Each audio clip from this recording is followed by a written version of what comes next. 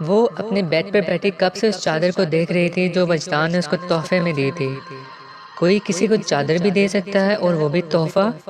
اس نے اس سفید چادر پہ ہاتھ پھیرتے ہوئے کہا، یہ چادر نہیں تھی، یہ تو عزت تھی جو سید وجدان حسین شاہ نے اس کے سر پر رکھی تھی۔ آج سے پہلے اس نے کبھی ایسا تحفہ نہیں لیا تھا۔ نہ جانے یہ تحفہ کس لیے لے لیا۔ اگر یہ تحفہ ہوتا تو وہ انکار بھی کر لیتی، مگر یہ تو عزت تھی جو وجدان نے اس کو دی تھی، وہ کیسے انکار کرتی، کیسے اس کو واپس کرتی۔ اس نے اس چادر پہ ہاتھ رکھا جس پہ وجدان نے رکھا تھا۔ اس چادر سے اس کو خوشبو آنے لگی۔ اس نے چادر اٹھائی، اپنے منہ کے ساتھ لگائی اور آنکھیں بند کیں۔ نہیں نہیں، یہ خوشبو نہیں ہے، یہ تو مہک ہے جو انسان کی روح کو شاداب کر دیتی ہے۔ خوشبو تو پھر بھی وقت کے ساتھ اڑ جاتی ہے، مگر مہک تو جاتے نہیں جاتی۔ اس چادر سے تمہاری مہک آتی ہے مجھے وجدان حسین شاہ۔ اس نے چادر کو اپنے ہونٹوں کے ساتھ لگاتے ہوئے اپنی آنکھیں بند کر لیں اور لمبے لمبے سانس لینے لگی، جیسے وہ خوشبو، وہ مہک اپنے اندر اتار رہی ہو۔ آج سے پہلے اس نے کبھی ایسی مہک محسوس نہیں کی تھی۔ اس کو پرفیوم کا ذرا شوق نہیں تھا، اس کو پرفیوم لگانے سے ہمیشہ ڈر لگتا تھا۔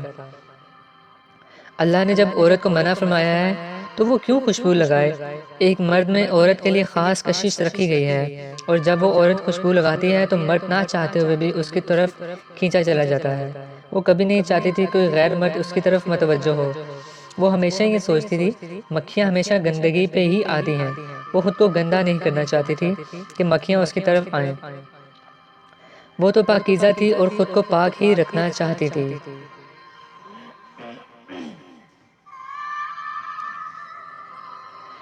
آج جو مہک اس نے محسوس کی تھی، دنیا کی کسی پرفیوم کی مہک ایسی نہیں ہو سکتی جو کسی کو مدہوش کر لے، مگر آج زرمینہ خان مدہوش ہو رہی تھی وجدان شاہ کی مہک سے۔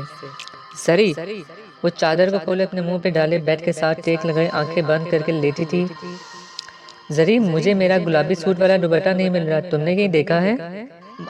اماں نے بغیر اس پہ نظر ڈالے اس کو الماری کھولی اور دوپٹہ ڈھونڈنے لگی۔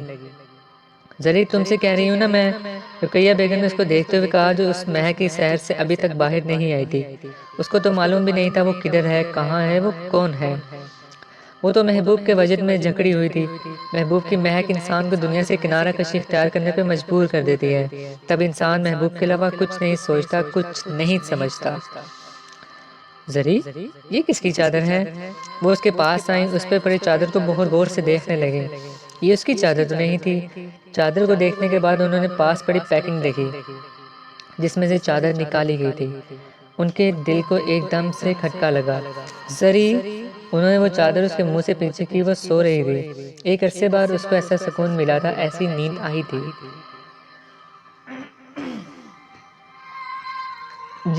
جی اماں، اس نے آرام سے آنکھیں کھولتے ہوئے ماں کو دیکھا۔ اس کے تو ذہن میں بھی نہیں تھا ماں نے اس کی چادر دیکھ لی ہے۔ یہ چادر کدھر سے آئی ہے؟ انہوں نے اس چادر کی طرف اشارہ کرتے ہوئے کہا جو اس کے اوپر پڑی تھی۔ ان کو ایک اعزاز حاصل تھا، ان کی اولاد کبھی بھی ان سے جھوٹ نہیں بولتی تھی، اور جب وہ پوچھ رہی ہوں کچھ تو کبھی بھی غلط بیان نہیں کرتی۔ وہ ماں تھی، ان کے دل نے بیٹی پر پڑی اس چادر کی گواہی دے دی تھی، مگر وہ اپنے دل کی گواہی کی تصدیق چاہتی تھی، اپنی بیٹی کے منہ سے سننا چاہتی تھی۔ چادر، اس نے ماں کا چہرہ دیکھا اور پھر اس چادر کی طرف جو اس نے اب تک اپنے وجود سے الگ نہیں کی تھی۔ میں پوچھ رہی ہوں کدھر سے آئی ہے یہ چادر؟ کس نے دی ہے تمہیں یہ؟ اماں، سر، اس نے ٹوٹتے لہجے سے بس اتنا ہی کہا تھا کہ سامنے بیٹھی ماں ایک دم جلال میں آئی۔ میں نے تمہیں کہا تھا نا دور رہنا اس سے تم، اور تم نے اس کو یہ بھی بتا دیا میری ماں نے مجھ سے چادر لے لی ہے۔ ماں نے لے لی تو تمہیں دینے والے نے دے بھی دی۔ تمہیں میری کہی ہوئی بات سمجھ نہیں آئی تھی جو اب گھر کی باتیں بھی اس کو بتانے لگی ہو؟ وہ بغیر اس کو سنے بس بولے چلی جا رہی تھی، جیسے ان کو بہت دکھ ہو بیٹی نے ایک غیر مرد کے سامنے اپنی ماں کو بے عزت کیا ہے۔ انہوں نے اپنی بیٹی سے چادر لی، اس کے بدلے میں اس نے اس پہ چادر ڈال دی۔ اماں، میں نے ان کو کچھ نہیں بتایا، مجھے نہیں پتا انہوں نے کیوں دی ہے مجھے یہ چادر۔ اس نے آنکھوں میں نمی لیے ماں کو کہا، اپنی بے گناہ ہونے کی گواہی دی۔ زری، تم نے بہت دکھ دیا ہے مجھے آج۔ نہیں اماں، میں آپ کو کبھی نہیں دکھی کرنا چاہتی تھی، مجھے آپ کی قسم اماں، میں نے ان کو کچھ نہیں بتایا۔ اس نے ماں کے ہاتھوں پہ ہاتھ رکھتے ہوئے بھیگی پلکوں سے کہا، کچھ نہیں سننا چاہتی زری، کل یہ چادر اس کو واپس کر دینا۔ انہوں نے اس کا ہاتھ اپنے ہاتھ سے پیچھے کیا، اس کو حکم صادر کر کے وہاں سے اٹھنے لگی۔ اماں میں مر گئی تو میرے کفن پہ یہ چادر ڈالنا، یہ چادر میری قبر میں میرے ساتھ اتارنا۔ اس نے خوش آنکھوں سے اس چادر کی طرف نظریں جمائے ہوئے کہا۔ وہ جو دروازے کے پاس پہنچی تھی وہیں رک گئیں۔ اگلا قدم اٹھانا ان کے اختیار میں نہیں رہا تھا۔ بیٹی کی اس بات نے ان کا سینہ زخمی کیا، ان کے خون نے حرکت کرنا چھوڑ دیا۔ ان کی اکلوتی بیٹی ماں کو وصیت کر رہی تھی، ان کو اس چادر کی اہمیت بتا رہی تھی، اپنی موت کا منظر کھینچ رہی تھی۔ وجی آج امی اور ابو زرمینہ کے گھر جائیں گے تمہارے رشتے کی بات کرنے۔ وہ لیپ ٹاپ سامنے کھولے مسلسل انگلیاں چلا رہا تھا۔ فاطمہ کے آنے کا اس کو پتہ ہی نہیں چلا، وہ کب آئی، کب اس کے پاس بیٹھی۔ اس نے اس کی آواز اپنے کانوں میں گونجتی سنی۔ اس نے ایک دم انگلیوں کی حرکت روک دی، نظروں کو اسکرین سے ہٹا کر بہن کی طرف دیکھا۔ کیا کہا آپ نے؟ اس نے پرجوش سا ہوتے ہوئے پوچھا، جیسے کائنات کے سارے رنگ اس کی جھولی میں بھر دیے ہو اور اس نے ان رنگوں کو ہوا میں اچھالنا ہو۔ ہاں بالکل ٹھیک کہہ رہی ہوں میں۔ اس نے اس کا چہرہ اپنے دونوں ہاتھوں میں لیا اور خوشی سے کہنے لگی، آپی بہت خوش ہوں میں آج۔ بہن کے دونوں ہاتھوں میں اپنے ہاتھ رکھتے ہوئے اس نے معصومیت سے کہا، وہ تو مجھے پتا ہے میرا بھائی کتنا خوش ہے آج۔ اللہ تمہاری خوشیوں کو کسی کی نظر نہ لگائے وجی۔ آپی بہت دعا کرنی ہے آپ نے۔ میں تو بہت دعا کرتی ہوں وجی۔ تمہیں کیا لگتا ہے وہ مان جائیں گے؟ پٹھان اپنی روایتوں کے بہت پکے ہوتے ہیں، اور جب سواتی ہوں پھر تو بات ہی ان کی انا کی ہوتی ہے۔ میں نے سنا ہے سواتی اپنی قوم سے باہر کبھی بھی نہیں کرتے، چاہے کچھ بھی ہو جائے۔ آپی آپ دعا کریں نا سب ٹھیک ہو جائے، اگر اللہ پاک نے چاہا نا تو کچھ نہ کچھ تو ہو جائے گا۔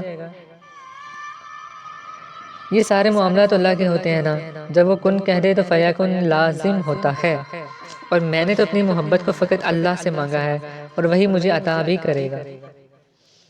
مجھے یقین ہے آپی، اللہ میری دعاؤں پہ کن ضرور فرمائیں گے، وہ مجھے مایوس نہیں کریں گے، وہ مجھے اس لڑکی کا ساتھ ضرور دیں گے جس کو میں نے دن رات اپنی دعاؤں میں مانگا ہے۔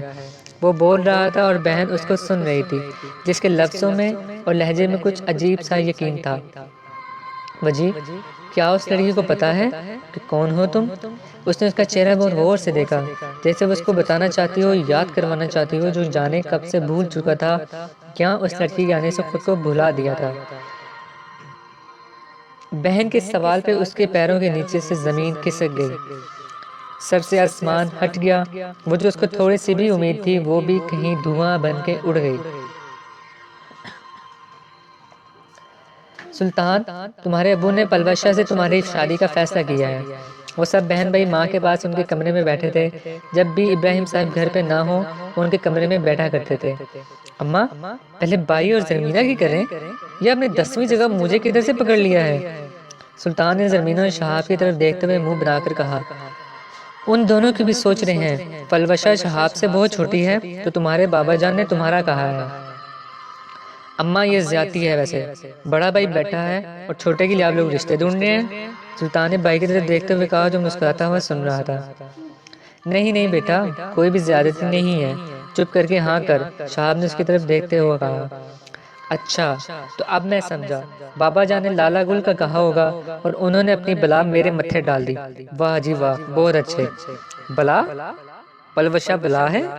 وہ جو کب سے خاموش بیٹھی سب کو سن رہی تھی ایک دم سے بول پڑی۔ بلا نہیں ہے تو اور کیا ہے؟ سلطان نے منہ بناتے ہوئے کہا۔ بلا نہیں ہے، آپ ہی ہونے والی بیگم ہے۔ کوئی بیگم شیگم نہیں ہے، اماں ابا جان کو بول لیں، میں بالکل اس پٹاخے سے شادی نہیں کروں گا۔ سلطان تمیز سے بات کرو، اپنی ہونے والی بیگم کے بارے میں اب ایسا بولو گے؟ شہاب نے اس کو مصنوعی سے ڈانٹتے ہوئے کہا، کوئی بیگم نہیں ہے میری وہ، بابا جان نے زرمینہ کے رشتے کا انکار کیا اور میری شادی ادھر کر رہے ہیں۔ تبھی وہ تمہاری شادی ادھر کر رہے ہیں سلطان، جو تعلقات زرمینہ کی وجہ سے خراب ہوئے ہیں وہ تمہاری شادی سے ٹھیک ہو جائیں۔ اماں نے اس کو سمجھانے والے انداز میں کہا جو چہرے پہ سرخی لیے بول رہا تھا۔ کوئی ضرورت نہیں ہے اماں مجھے قربانی کا بکرا بنانے کی، میں ہرگز اس لڑکی سے شادی نہیں کروں گا جس کی قد سے بڑی زبان ہے۔ تو کس سے کرو گے تم شادی وہ بھی بتا دو۔ کسی سے بھی کر لوں گا مگر اس سے نہیں کروں گا، اب بابا جان کو بتا دیں۔ مجھے تو بے عزت ہونے کا کوئی شوق نہیں ہے ان سے، تم خود ہی ان کو بتانا، جس لڑکی سے تم نے کرنی ہے وہ بھی بتانا۔ اماں اب ایسا تو نہ کریں نا میرے ساتھ آپ. میں بابا جان کو کیسے بتا سکتا ہوں؟ جیسے میں بتاؤں گی نا بیٹا ویسے ہی آپ بھی بتانا. انہوں نے اس کو تنزیہ سے انداز میں کہا. اماں تعلق ہی بہتر کرنی ہے نا تو آپ زمینہ اور رجب بھائی کی شادی کروا دینا. ایسے بھی اس کی کوئی اعتراض نہیں تھا ان سے شادی پہ. اس نے زمینہ کی طرف دیکھتے ہوئے کہا جو بغیر پلک جھپک کے اس کو دیکھ رہی تھی. اس کی بھی بہت جلد بھی کرواتی ہوں شادی. بہت پڑھ لیا ہے میری بیٹی نے یونیورسٹی میں اب.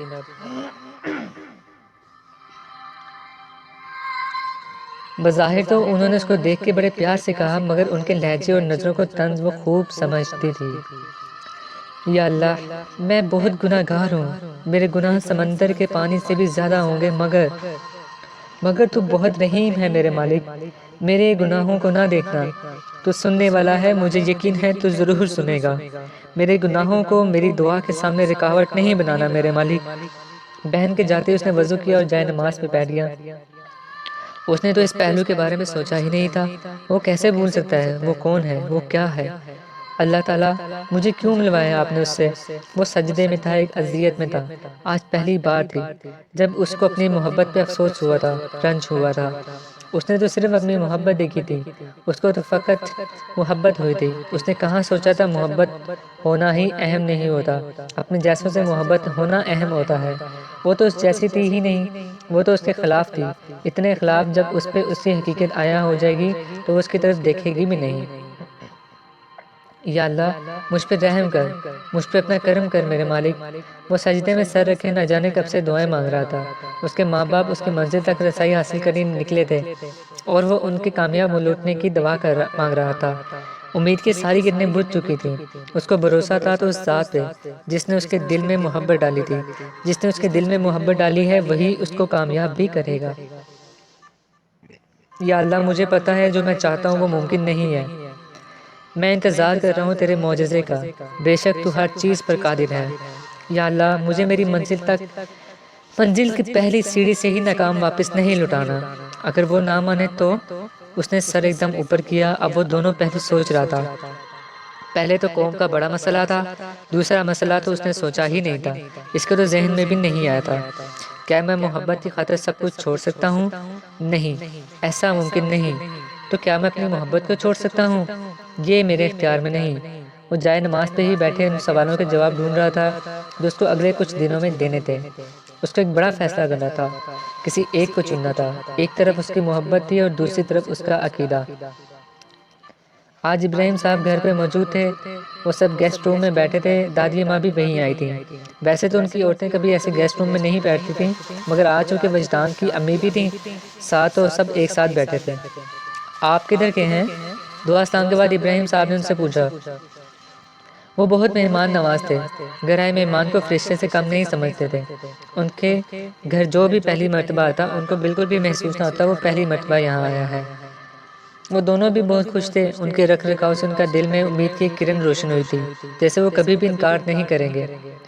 ہم لاہور کے ہیں. پچھلے کچھ سالوں سے مانسہرہ میں رہائش پذیر ہیں. عبدالرحمن نے بہت ہی نرم انداز میں کہا کہ سامنے بیٹھا پٹھان متاثر ہوئے بغیر نہ رہ سکا. انہوں نے اب بھی نہیں سوچا تھا. اب بھی نہیں پوچھا تھا کس مقصد سے اور کیوں ان کے گھر آئے ہیں. دراصل ہم آپ کے گھر ایک عرض لے کر آئے ہیں. اب کی بار عبدالرحمن صاحب باقاعدہ موضوع پہ آئے تھے. جی جی فرمائیے کیا خدمت کر سکتے ہیں ہم آپ کی. ابراہیم صاحب نے ٹانگ پہ ٹانگ رکھتے ادب سے پوچھا. میرا بیٹا یونیورسٹی میں لیکچرر ہے سید وجدان حسین شاہ. وجدان کے نام پہ رقیہ بیگم کی ٹانگیں کانپنے لگی. ان کو لگا جیسے آج ان کے اس گھر میں آج آخری دن ہے. ان کے دل میں عجیب سی بے چینی ہونے لگی. زرمینہ ایسا کیسے کر سکتی ہے؟ اپنے ہی پیروں پہ کلاڑی کیسے مار سکتی ہے وہ؟ اب کون اس کو یونیورسٹی جانے دے گا؟ ان کے دل میں ہزار طرح کے وسوسے آنے لگے. وجدان کا نام سنتے ہی وہ وہیں کھڑی ہو گئی. یہ کون ہے؟ اور وجدان کون سا وجدان؟ کچن کی طرف جاتے ہوئے اس نے مہمانوں کو دیکھا تو حال کے پردوں سے جھانکنے لگی. وہ وہاں سے ہٹنے ہی لگی تھی کہ اس کے کانوں میں سید وجدان حسین شاہ گونجا. اس کا آگے جاتا قدم وہیں پہ رکا. وہ پیچھے مڑی اور وہیں رک گئی. ہم وجدان کا رشتہ آپ کی بیٹی کے لیے لے کر آئے ہیں. اب کی بار عبدالرحمن صاحب نے وہ بات کی جس کو سن کر اندر بیٹھی ماں اور باہر کھڑی بیٹی کے پیروں سے زمین نکل گئی تھی. کون سی یونیورسٹی میں پڑھتا ہے آپ کا بیٹا؟ ابراہیم صاحب کے چہرے کی مسکراہٹ غائب ہوئی. دل میں ایک عجیب سی بے چینی ہوئی. صوفے سے آگے ہو کر بیٹھے اور سنجیدہ سے چہرے کے ساتھ پوچھنے لگے، جی ہزارہ یونیورسٹی میں؟ عبدالرحمن صاحب نے ان کے چہرے کے رنگ بدلتے دیکھ لیے تھے۔ ایک باپ ہونے کی حیثیت سے وہ سمجھ چکے تھے سامنے بیٹھے بیٹی کے باپ کے دل پہ کیا ہے، وہ کس کرب سے گزر رہا ہے۔ مطلب زمینہ گل جانتی ہے آپ کے بیٹے کو؟ آپ کی بار ماتے ہوئے سنجیدگی کے ساتھ ساتھ بل بھی پڑے تھے۔ میری بیٹی فاطمہ یونیورسٹی گئی تھی تو اس کو آپ کی بیٹی بہت پسند آئی تھی، اس نے ہمیں یہاں بھیجا ہے۔ سامنے بیٹھی ماں معاملے کی سنجیدگی کو سمجھ گئی تھی، وہ اگر کہتی ان کا بیٹا پسند کرتا ہے زمینہ کو تو معاملہ کسی اور ہی طرف چلا جاتا۔ ویسے بھی وہ پٹھانوں کی انا اور ان کی غیرت کو بہت اچھی طرح سمجھتی تھی۔ باہر کھڑی لڑکی نے زور سے ایک سانس لیا، جس کا سانس کب سے حلق سے باہر نہیں آیا تھا۔ وہ کانپتی ٹانگوں کے ساتھ کب سے وہاں کھڑی سن رہی تھی۔ آپ نے سید مشتان کہا ہے، اس کا مطلب ہے آپ سید ہیں، مگر آپ شاید نہیں جانتے ہم سواتی ہیں۔ ان کی اس بات پہ ابراہیم صاحب نے نظریں جھکا لیں۔ وہ ویسے بھی عورتوں کو نظر اٹھا کر نہیں دیکھتے تھے، اور سامنے بیٹھی سیدزادی ہو پھر تو ان کا احترام میں اور اضافہ ہوتا تھا۔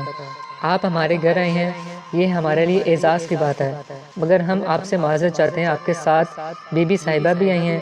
ہم کبھی سیدزادی کو ایسے خالی ہاتھ نہیں بھیجتے۔ اگر آپ ہم سے دنیا کی اور کوئی چیز مانگیں ہم کبھی انکار نہیں کریں گے۔ ہم آپ سے ہماری جان بھی مانگیں، آپ اگر ہم سے ہماری جان بھی مانگے تو وہ بھی ہم سید ذات پہ قربان کر دیں، مگر ہم رشتہ قوم سے باہر نہیں کر سکتے۔ اب کی بار ان کے لہجے میں نرمی آئی تھی، ان نگاہوں میں پہلے سے زیادہ احترام۔ جی ابراہیم صاحب، ہم سمجھ سکتے ہیں ہر خاندان کی اپنی روایات ہوتی ہیں، مگر آپ ہماری عرض پہ ایک بار غور ضرور کیجیے گا۔ عبدالرحمن صاحب نے ان کی طرف دیکھتے ہوئے کہا اور اٹھنے لگے۔ میں بہت زیادہ شرمندہ ہوں آپ سے، مگر میرا فیصلہ نہیں بدلے گا۔ ہم سیدوں کی بہت زیادہ عزت کرتے ہیں، ان کا احترام ہم پر واجب ہے، مگر میں آپ سے پھر کہوں گا ہم اپنی قوم سے باہر رشتہ نہیں کر سکتے۔ اب کی بار ان کا لہجہ اس قدر ختمی تھا کہ سامنے کھڑا شخص کچھ نہ بول سکا۔ اچھا ابراہیم صاحب، اب ہمیں اجازت دیں، جوڑے آسمانوں پہ بنتے ہیں، مگر آپ کے مہمان نوازی نے ہمیں بے حد متاثر کیا ہے۔ عبدالرحمن صاحب نے ان کو گلے لگاتے ہوئے کہا، یہ آپ کا اپنا گھر ہے، جب بھی آپ آئیں ہمارے دروازے آپ کے لیے ہمیشہ کھلے ہیں۔ رقیہ بیگم نے سامنے کھڑی ماں کو گلے لگاتے ہوئے کہا، آج کوئی دکھی تھا تو وہ دونوں مائیں، دونوں کو اپنی اولاد کی تکلیف سے دوچار ہونا تھا، دونوں ہی یہ چاہتی تھیں کہ ان کے بچے مل جائیں، ان کی محبت کی منزل نکاح ہو، جدائی نہ ہو۔